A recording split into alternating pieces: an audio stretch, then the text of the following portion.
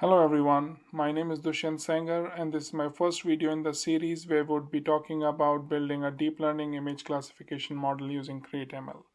CreateML is a machine learning framework which was introduced by Apple, and it's a great framework to get you introduced to machine learning if you have not built anything using Python in the past. Apple introduced CreateML in 2018, and it is a successor to something called CoreML, which was introduced by Apple in 2017. So Apple has been improvising on CoreML, and then today we are at a point where CreateML is available in an app form where you can just drag and drop image or text data and choose from various templates and then build the model of your choice. So one thing this makes it very easy is kind of democratizing the machine learning or the deep learning experience for everyone. But why CreateML? The reason CreateML has to be chosen for if you're trying to build an iOS app is because it makes the integration of the machine learning or deep learning models very easy, versus if you choose a model that you have built on AutoML or AWS platforms, it is very difficult to convert. Um, Sometimes it can take you more time than it has taken to build a model. So to be able to convert those and be able to integrate those into your iOS apps. So though Apple provides a good framework, but all of that is Python coding and it could take significant amount of time. So better choose CreateML, which allows you to download your model and then ready to use. So we'll see in a bit how it can be done. So the first step in starting to build a machine learning model is download Xcode. So Xcode is Apple's software development environment, which allows you to build apps for iOS, macOS, and other devices.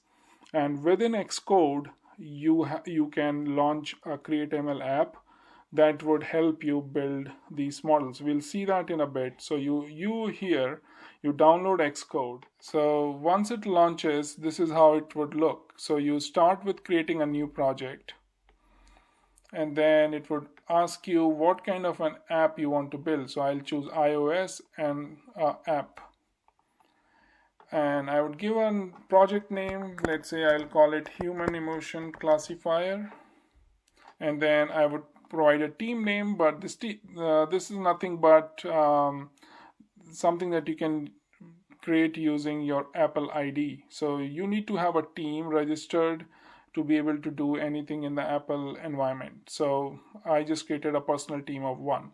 So everything else remains as is, and then you choose next.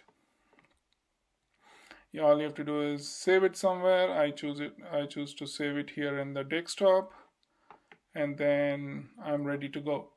So you don't have to do anything here on the Xcode GUI here, but because this doesn't allow you to create any models. Whereas what we have to do here is go to Xcode and open that developer tool and then launch the CreateML from here. So once you launch a CreateML, it opens my existing project that I'd created, and I called it Human Emotion Classifier, but we'll see how to launch a new one. So once you open a CreateML, you go to files, you launch a new project, and then it shows you a bunch of templates here which correspond to text classification, sound classification, even tabular data can also be classified, but we will choose image classification today. We choose that and then move to next. I provide a project name, let's call it my image classifier, and then I go next. I again have to save it. So this is done. This is as simple as it can get. So my first model is already named here, and all I have to do is drag and drop some training data. Validation data would be chosen automatically, and the testing data also has to be provided. So let's do something. I already have the data formatted in this or structured in this way in my folders. So I have 4 different classes in 4 different folders. I have images in each of these.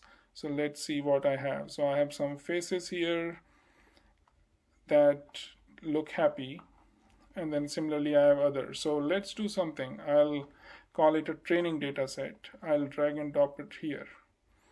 So you see what's happening here. There are 901 images, and the validation would happen automatically, split from the training data set. Next I will drag and drop the test data set. So I have 107 images for testing. So this is it. All I have to do is drag and drop, and then I can click train right away. But what you can also do here is augment your data by either choosing to crop your images or rotate, something that you are used to use in Python as well. So it provides you that all the options, but we'll not do all of that for now. We'll just click train.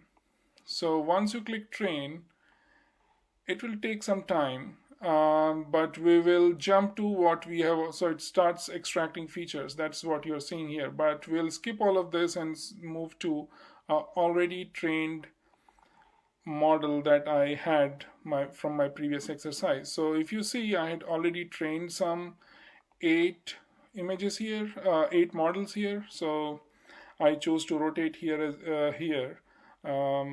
But let's see what kind of results I got. So if I look at the training tab, this is the kind of accuracy and validation accuracy I got. So that's what you see here. I also got evaluation results here for each of the 4 classes, which is not as good as you would expect. Then you can actually drag and drop some images to see how it is model is performing. Here, drag your add images and it will tell you the result. We are not doing it now. And then finally, you are here, it has your name, and just see the size of the model, just 50 kilobytes. And this is the model that you're going to download and integrate in your app. So once I choose to download this model, you can get save model. This gets saved into something like this. Then you can integrate it right away into your Xcode project. We'll see that in the next video how to do that, but for now, thank you.